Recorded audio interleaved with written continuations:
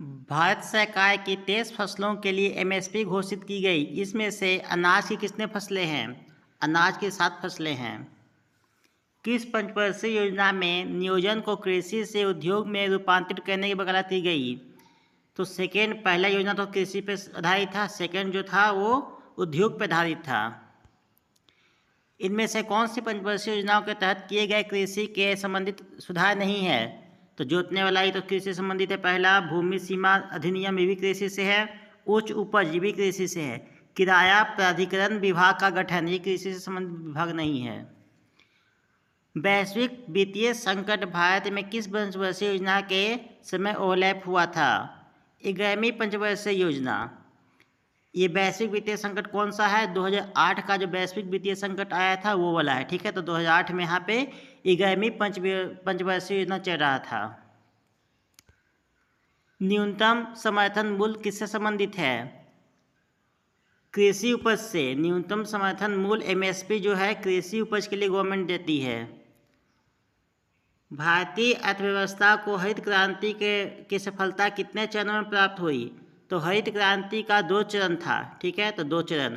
पहला चरण था 1967 से 72 तक, ये मुख्यतः गेहूं के लिए था।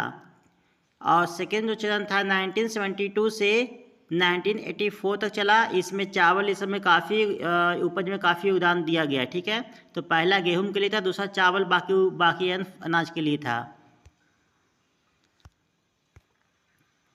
भारत में किस अवधि को योजना अवकाश के रूप में वर्णित किया जाता है?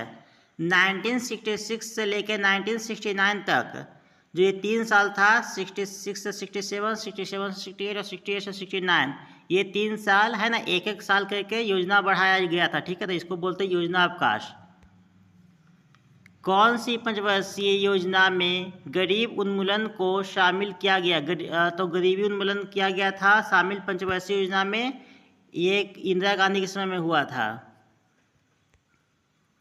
निम्नलिखित में से किस पंचवर्षीय योजना में शिवरामन समिति ने ग्रामीण विकास के लिए राष्ट्रीय कृषि एवं ग्रामीण विकास बैंक यानी नाबार्ड बैंक के स्थापना की सिफारिश की थी?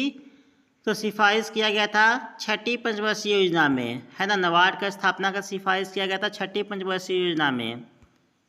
निम्नलिखित में से किस प्रधानमंत्री ने हरित क्रांति की सराहना करने के लिए गेहूं क्रांति कार्ड टिकट जारी किया था? इंदिरा गांधी।